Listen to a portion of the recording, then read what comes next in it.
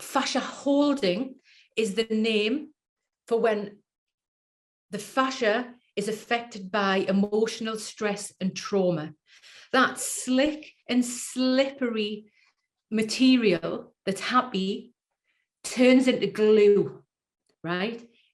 Forming tree trunks of restriction. Tree trunks of restriction. It's clamping down on our organs, muscles, and nerves. And this is what I see in my clients' bodies. Stiffness. Think about what you see. Pop it in the chat. Spinal posture, their pace, advanced aging, physical pain, their gait, inflammation. So William Reich, who I mentioned earlier, would call this character armor.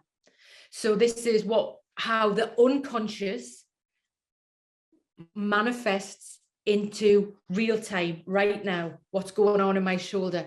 What's going on in my hip? The character armor, this physical manifestation. So this is where fascia houses trauma in the body. I'm just going to show you this little video so you can see it moving.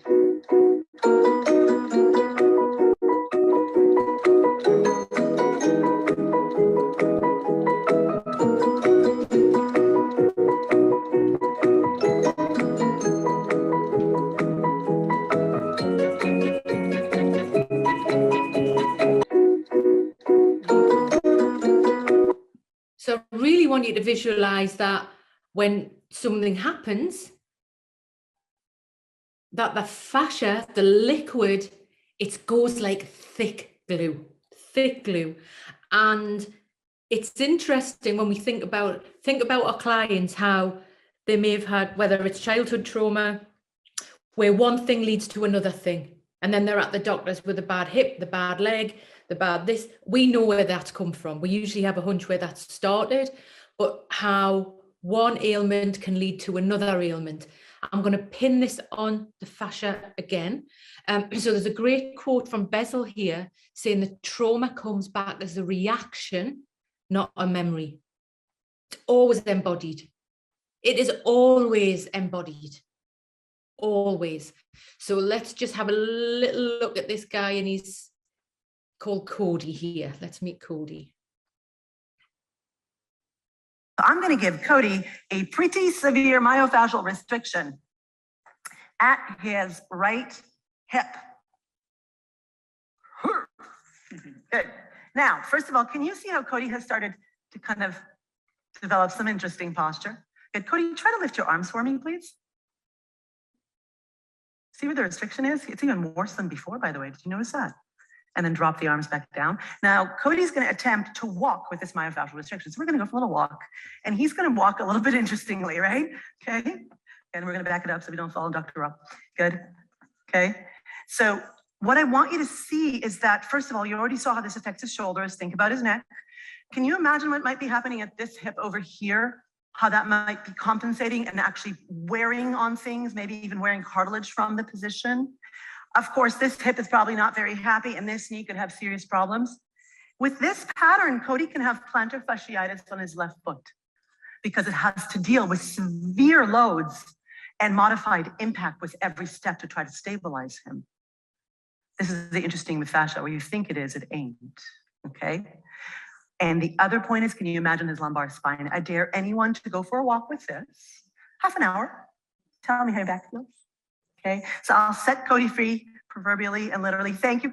Think about aging as well. Stiffness and aging.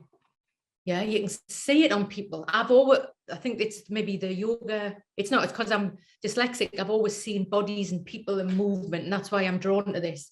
And I have a client who, when he's not well, he will walk into the room. I can usually tell by the tone of their voice, but even if I just see him walking, and he's about 33 now, that he walks like he's had a stroke. When he is not well, and there is stuff going on, he's walking like an old man who's had a stroke. You know, anxiety, depression, the shit that's going on that's making you feel like that is manifesting in the body, from the unconscious. So a client of mine once described, because I'm really wanting you to start speaking to your clients about the fascia. It's a real thing. There's nothing here about chakras or made up things or anything like that. This is science. So we can talk about our fascia, something physical here. So, and when you start to describe this to the client, let the client talk about it. They know what it is. Even when I'm teaching the yoga, I bring the fascia in and notice that stiffness. Okay. So a client of mine described her fascia as being made of glass. And really, and that fits within her narrative, her story.